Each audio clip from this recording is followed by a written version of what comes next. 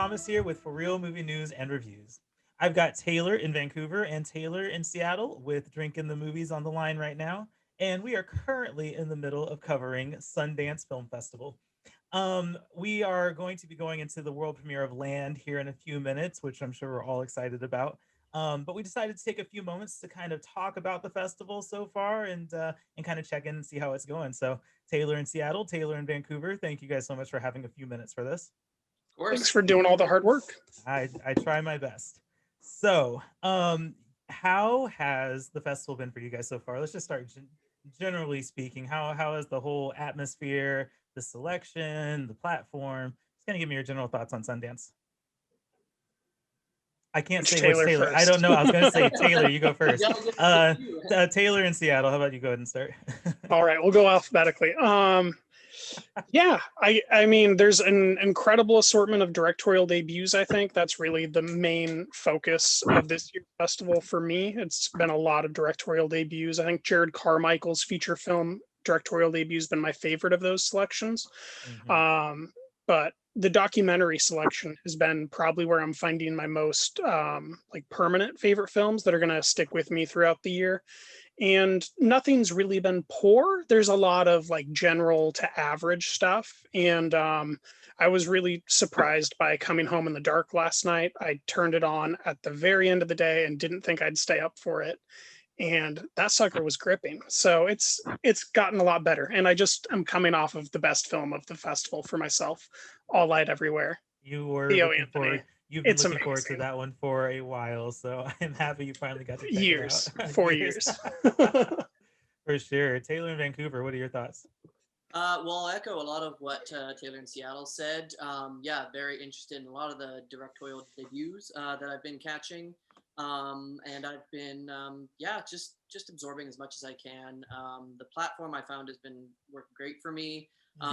It's kind of interesting, just still this digital experience, just getting all these films beamed to you from all over the world, it seems, and you're just like in your little cave as they come. But yeah, it's been great. I've been watching as much as I can. I started off the festival really strong with some ones that I really liked.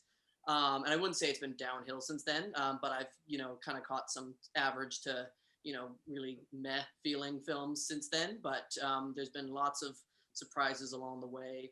On the count of three, like Taylor said, was, I think, fantastic. It's definitely one of my favorites. I'm also going to give a shout out to One for the Road and Summer of Soul, the Questlove documentary, and Knocking was also really gripping. I found that one. Uh-oh. As a callback, it sounds like you didn't like In the Earth. I well, I mean, my review's out there now, so I guess I can't It is, yeah. Yep. Yeah, it like a lot of Wheatley's films. It just it just seems like he's just trying to really nag at you and really just kind of upset you and fair enough, he achieves that, but it just kind of always just leaves me with a bad taste in my mouth. And this one he admittedly wrote just hurriedly during the pandemic, and the script just kind of it comes off like that. It just seems a little rushed and not well thought out. But it's definitely a Wheatley film. He definitely seems to be reveling in this these new conditions of that he had to work with to make his film.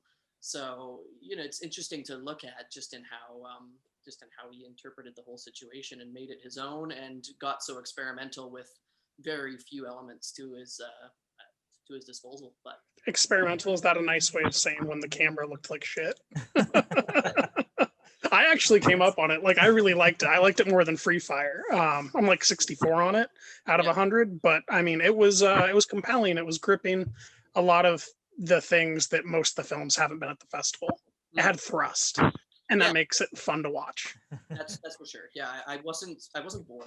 That's for sure, and I was definitely like pulled in. It's immersive experience. That's thrown around a lot, but yeah, it was something. Yeah, good summary on that. I'm the odd one out here. I did not check out In the Earth, unfortunately, but who knows? Maybe it's an award winner. I can see it on Wednesday. Oh, is I that don't think so. Oh, yeah. Maybe like practical effects or something. Effects. Maybe. Yeah, I think Censor might beat it out though. Oh, that's possible. Yeah. I did watch Censor. Yeah, the festival so far, everything has been great. I mean, technically, the festival has gone smoothly, and I think that the platform that Sundance has provided um, for their films has just been super smooth. I think that they also did a really great job communicating how to use it beforehand, and so that was very beneficial. I haven't gotten a chance to play in the other parts of the festival yet. The I don't know. There's a whole bunch of other things going on the platform, but I've kind of been focused on movies. I think the next few days will open up some time to go and see kind of what the other like the New Frontier and the other parts of the platform how those are. Speak for yourself. Free time? What free I time? I'm know trying free to do time. 10 movies a day, man. I know. Yeah, yeah. I guess there might be a better word for that, but there might be a little more space in between movies to check stuff out. But yeah, I think you guys really have picked out the good ones so far. On the count of three is it was definitely a really great movie. I thought I enjoyed that one a lot. One for the Road was good as well. But yeah, documentaries so far have been really good. I am the thing I'm saddest about missing was Flea. I'm hearing so many great things about Flea, and Mm. Mm. I really am sad that I couldn't fit that one into the schedule yet. But we'll see if that becomes available again.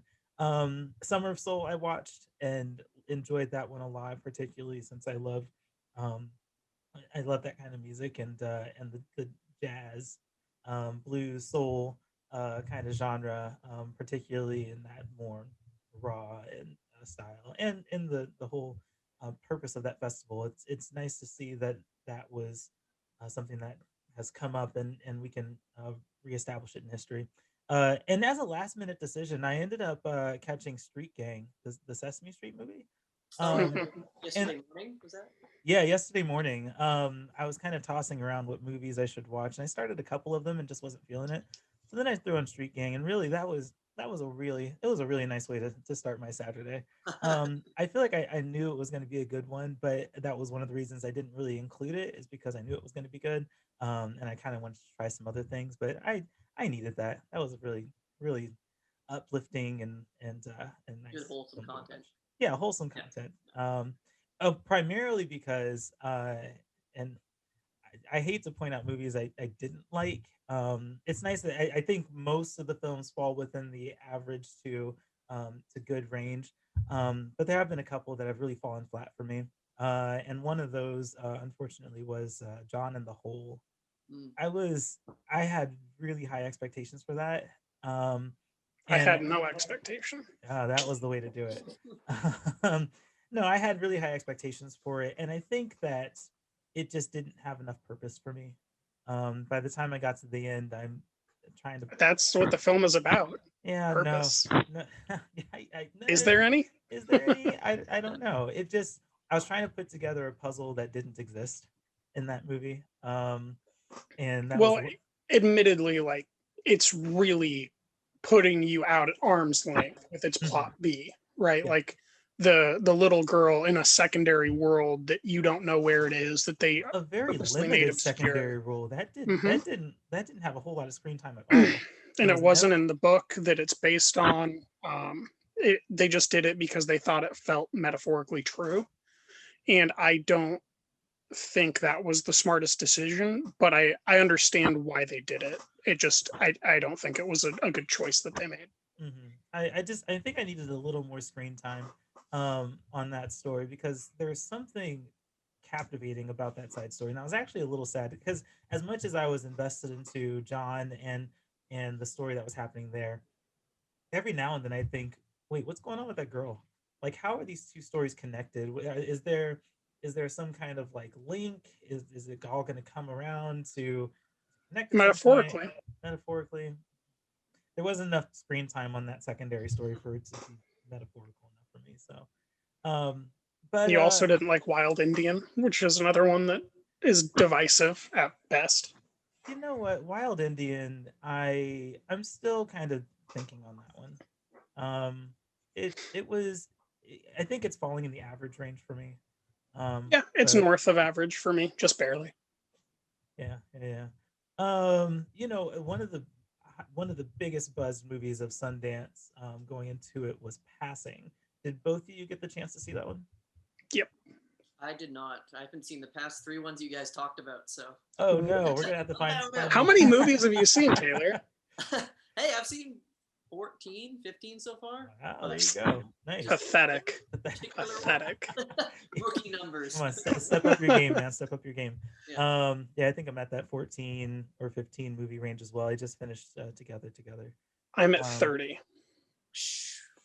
you are not. I am, They including shorts. I'm at I 30. see. Okay, I was about Oh, to I say, didn't count wait, my they're shorts. I didn't count my shorts. There you yeah. go. Yeah, With So shorts. up your count. yeah. Yeah, Passing. I guess we won't say too much about it. I don't want to spoil any of these movies anyway. But I really enjoyed that one. I think mostly I enjoyed the aesthetic of it. It Yeah, the was framing choice was really strong. the framing choice and the choice to put it in black and white, the cinematography, and it really did have kind of a old school style to its cinematography, I think. So But yeah, I once don't. again, the problem is, Thomas, Tessa Thompson is not someone who we can easily buy into being a weak or demure Yes, woman we did who talk about needs a this. man's help to make her way in the world and feel right. She's been in a few of these back to back where she's playing Mhm. this weak character. And like I told you metaphorically, I believe that as much as I believe Sylvester Stallone can't do a pull up. I just don't buy into it. Her, Show me her in a strong role. I'm yeah. always bought in. Her Hmm. weak, I have a big problem with almost all those films. She just has such a presence about her, and I think she intentionally chooses these kind of social justice type Hmm.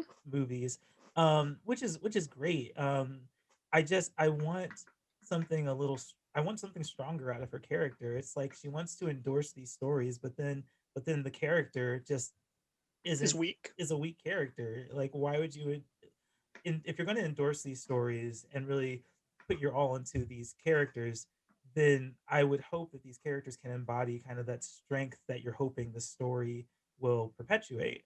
Like, sorry to Um, bother you. like sorry Yeah. to yes, Just exactly. rewatched that a couple weeks back. Yeah, like sorry to bother you for sure. Like more of those roles. I think I would have forgive the pun. I think I would have given her a pass uh on this one if I hadn't seen Sylvie's Love. But back to back, that was I was a little disappointed with her character, but overall, I still think it was a interesting topic for a movie to explore, and I think it's going to be an educational experience for a lot of people. I don't think I don't know how prevalent the concept of passing is in modern day America. Mhm. So yeah. Yeah, I don't see it going outside of the circle where it's already a known term. Hmm. Honestly, like it's not going to have those types of legs. I don't think. What are you guys' top fives if you have top fives so far? I think my top five kind of dips into average territory, but Taylor in Vancouver, I'll let you kind of Yeah, I'll let you I was start. kind of mentioning them earlier. I wouldn't say I've like settled on my numbers yet, the exact ranking, but Well, it's um, rough. We're in the middle of the Yeah, we festival, but still have lots of movies to go. yeah, I'm putting On the Count of Three for sure. One for the Road, the two buddy road movies with Yeah, some I I call them. darker I themes. actually have a genre for that. Those are Yeah, the best friend death sentence movies. yeah, exactly. So yeah, I mean, there's a theme emerging. I'm going with those two. I would also go. You know what? I'm actually was actually really interested in, and actually kind of grabbed me was Crypto Zoo, the animated one. And I might be in the minority here, but I just thought it was wild. I just thought the animation style was really cool. The whole film just felt like it was alive and breathing, and yeah, I story was just super straightforward and nothing we haven't seen before, but or at least the basic story behind it. Concept is kind of new, but Mhm. yeah, it just I don't know. It was just a wild experience, and I kind of just let myself get taken away by it, and yeah, I had fun in the end. it felt Um, experimental, but was also like very formally like aware of what it was doing with its animation, which yeah, is why I'm like not negative on it. I just didn't like it. Man, guys, I had just watched John in the Hole when I turned on Crypto Zoo, and I think I got 18 and a half minutes in, and I'm like, you know what? I'm gonna save this ticket. Oh, and, That's how I and felt in the first 5 minutes, but I yeah. was like, I'm watching the premiere, Hmm. so I'll just Oh keep yeah. watching. Oh yeah, you're watching the premiere, so you're not like it was a second screening option for me, so I would have had Yeah. to use one of my passes. And I was watching it and I'm trying to get into it, and that opening is bizarre. Um, Hmm. but Michael Cera as a buff dude with a He-Man haircut I know. didn't draw you in. Not quite, The not the two naked same. hippies in the middle of the woods at night next to a Yeah. giant fence wasn't the most um, enticing But the premise that scene I've ever started a film with. but the scene just kept going, and I, I just couldn't. I'm ready for like the movie to start, and I don't know, like I haven't seen past that 18 and a half minutes. So I don't know what happens after that, or if that is actually what the movie is. I thought that that was just some like introduction. And it No, just it kept. definitely it picks up. It gets pretty wild. Yeah, the intro kind of goes tags on a little long, but Hmm. yeah, it goes in some pretty wild places for being a a fairly short film as well. But Hmm. yeah, I mean, I just kind of I kind of it stuck with me, so that's why I'm Hmm. kind of counting it here. And yeah, Summer of Soul as well. Hmm. Just a fantastic music documentary. Just a great depiction of a watershed moment in U.S. politics and culture and everything kind of coming together, and then just how this archival footage was just unearthed and just brought back to life for everyone. Just yeah, Hmm. fantastic. So yeah, I Yeah. think that was five, right? I think that would be right. Four. This. Was that I, four? Okay, I wasn't I'll keeping throw count. knocking it. I'll throw knocking in there then Okay. as my fifth because Okay. yeah, just really cool atmosphere to that movie. Sound design was pretty fantastic. And the lighting and the colors were really cool. It's a foreign thriller, is that correct? Yeah, Yeah. yeah, It's it's kind of like a Repulsion style story about a woman Mhm. kind of in an apartment and kind of starting to get a looser grip on things, Okay. and things get it's a psychological horror in that way. Thriller. Yeah, it really it plays with what you think you should know about what's happening. I Yeah, think there's certainly some psychological playing with how you're interpreting the progress of the story, which I definitely like. So I'm happy that it's on your in your top five right now. yeah. How about your top five, Thomas? Yeah, I think I'm going to include a lot of what Taylor and Vancouver said. Summer of Soul was good. One for the Road was good. Maybe just a little bit too long. I think I think some restraints on the Yeah, narrative would have been nice. it's pretty, it's pretty grand in its scope just Yeah. for a buddy road trip movie, but Yeah. There was a point. There was a point. I'm like, okay, this is still going. Oh, we're but it in a also whole. starts as one thing and then kind of turns into another thing, Yeah, which it is does. really That was interesting. odd because when Yeah, it opened, I loved it. It had this like jazzy opening, and they're in the yeah, bar, and you get the sense it's going to be kind of this upbeat kind of thing, and the road trip starts, and then it totally changes gears. yeah, Forgive the pun. Totally changes gears. Which not in a bad way. It just changes the tone. yeah, And then there's a point where I mean, yeah, there's a point where it just goes off on this whole other story with the other guy, and then spends like 20-30 minutes on that story. yeah, Like it yeah, was a really long time trying to convey that story after conveying the road trip. After that interesting intro and the back and forth jumping in time. So yeah, that was but it's good. It's a very very good movie. Just some restraint on the length would yeah. have been nice.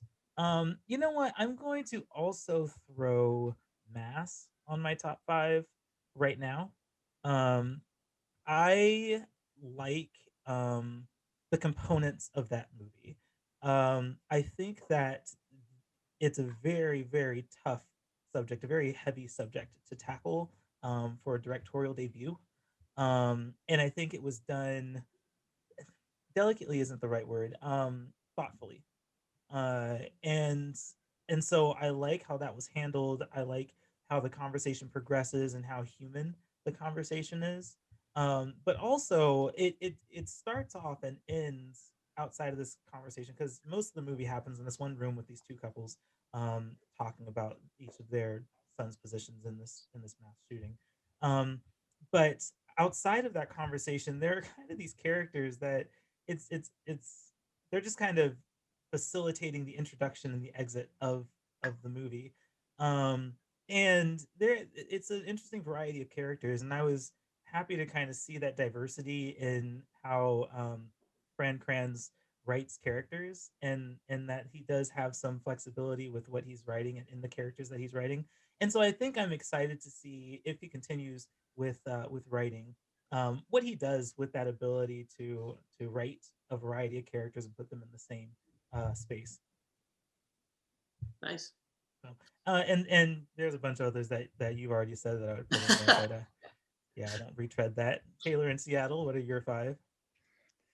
Ooh, I mean, you got to start at the top. All Light Everywhere, Of Theo course. Anthony. It examines the operant observer effect. It gets into social issues in Baltimore and worldwide, and speculates about what it is to witness and how we are witnessing people and the culpability of that. It's very philosophical, but it's also just beautiful to look at.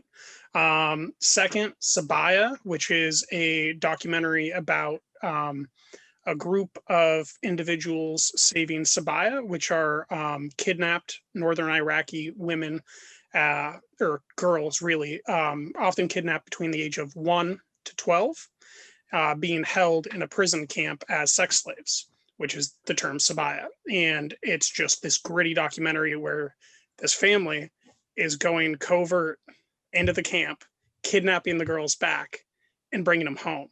And it's just fucking badass, number one. But number two, it looks great and is harrowing and well paced, all that stuff. Um, that's on second screening today still.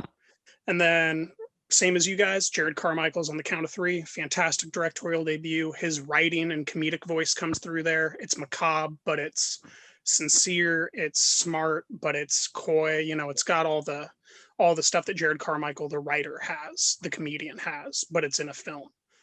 John in the Hole, it's atmospheric, great tone, strong presence of understanding how he's making people feel with how he's telling the story and what he's doing there. Falls flat a little bit in plot B, like we said, but I think it's a very strong debut. And then my last film is a short. It's an animated short called The Fourfold, which is the number 6 in their animated shorts festival. And it's like this weird pastel painting collage style art form in which they tell the story of gods that are historically based in Northern Asia. So those are my 5. Fantastic. Yeah, good choices. I think there's definitely been quite the selection of movies for us to check out, and I'm happy that the festival is going well for you guys so far. And for me, I think it's been a really good festival. What is Land is about to get started. So before we close out, what is the one movie you're looking forward to most before the end of the festival? Taylor in Vancouver, we'll start with you.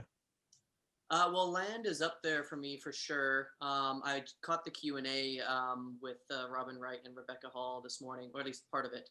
And yeah, I think this could be a big one for sure. So yeah, I'll say I'm going into this one most hype right now. But what was the other one? I guess I'm also I didn't catch The Blazing World, and I'm really excited for that one as well. So When does if I can has that catch one that come out one. yet? I No, don't that's think so. so Monday. I think Monday is when that one comes out. Is Yeah. it? So I believe so. It's not out yet. yeah, it's not out yet, but so yeah, I'm hoping I'm hoping that one. It looks cool. I mean, I'm kind of has the same vibes as kind of Censor, I'd say. mhm. And Censor was good. It just didn't quite hit the mark for me, but I think it could still be visually definitely very. Oh no, that's tonight. Blazing Wheels tonight. I know that I told Taylor in Seattle the short is available on Prime right now. Mhm. At least here in the States. I don't know about Canada. But it could be worth checking out. It's like I think it's less than 10 minutes or 15 minutes. It's somewhere in there. But the short's available online if you want to, or on Amazon. On that Um, note, we didn't talk about it, but Superior also has a proof of concept short from 2015, nice. 15 minutes long, free on YouTube right now. Very cool. Thanks for that. Taylor in Seattle, movie you're looking forward to most? I'm gonna cheat 3. Like most excited to watch Prisoners of the Ghostland. Like just give me cheesy Nicolas Cage gore and fun, right? Like let me relax during this festival in which I'm watching 10 films a day. Hmm. Pleasure, Ninja Thyberg's directorial debut that was accepted into Cannes. I have no idea what to expect, but it seems like it's going to be a provocative piece of cinema that we're probably going to talk about all year. And then The World to Come, because we all want to watch The World to Come. Yeah, don't you can't take mine. Okay, so mine is The World to Come. Yeah. Uh, there are a few movies that I am looking forward to for the rest of the festival, but I think The World to Come is probably the one I'm looking forward to most. I guess I'm kind of considering it the festival closer. It's on the last day, and there's not a whole lot that And it's day. probably going to win awards, Oh, cool! right? I'm really excited for it. So we will. Like we're going to pretend Vanessa Kirby isn't going to win Best Actress. I Like, know, come right? on. That's um, funny. Taylor, I do have a question. What do you think of Sparks? So I was just thinking about Ooh. this before we started this chat, and I was in the middle on it, but now I'm actually leaning to the more to the negative. I just think it was so long. It's like 2.5 hours, and you go through every single Sparks album, and that's 25 albums. And I get that it's meant to be like this big sweeping introduction to Sparks for people who don't know Sparks because Also, a lead into Annette, sir. yeah. But yeah, I was just kind of, I was like, as it got going, I was just like, really, are we gonna go through every album? And then it never really drills down to Sparks themselves, and then obviously that's intentional. They kind of have avoided the spotlight, and they don't really like to divulge their personal lives very much. But I just think a more shorter, succinct look at what makes them tick would have been a better introduction to them, as opposed to this like, okay, now album number 18. And like, here was the hit song from this album. I was just like, oh boy.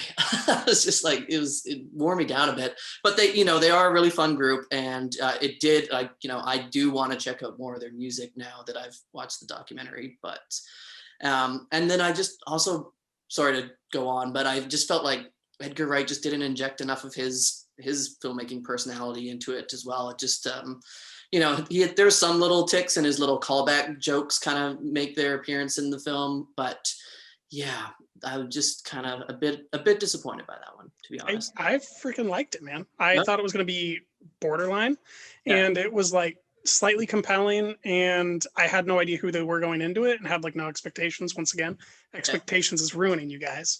It is. And I just had like a pleasant time, like watching these two weirdos that wrote and composed Annette, which is Leo Carax's next film. Yeah, it was pleasant. Like it was well edited, like any Edgar Wright movie. And because I knew nothing about Sparks, I was like, this is fine. Mhm. I was also getting some work done on the computer, so wasn't encompassing my entire day. That's kind of that's one of the nice things about documentaries is that you can still absorb the Certain information. Certain documentaries, you can still absorb the information and work on the graphics that you have to get done for the next movie or whatever. My last question is for Thomas.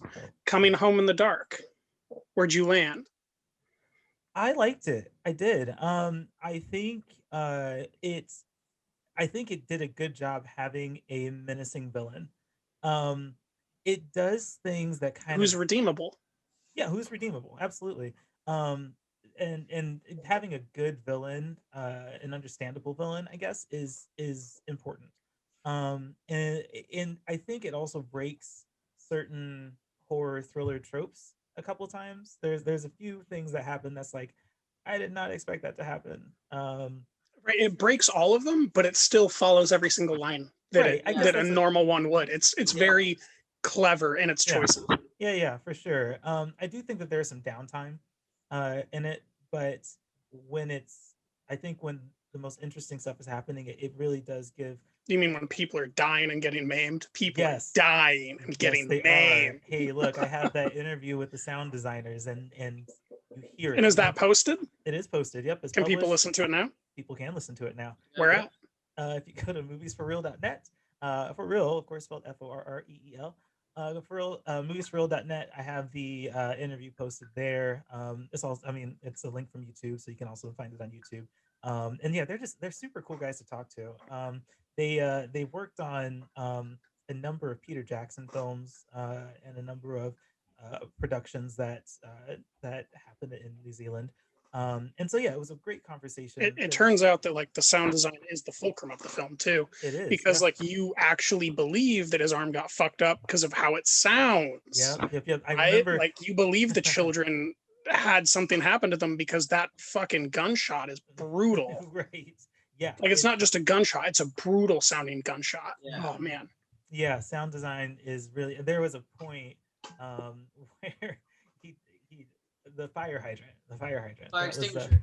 fire extinguisher. Yeah, sorry, Yeah, not yeah. hydrant, fire extinguisher. That that was an interesting moment.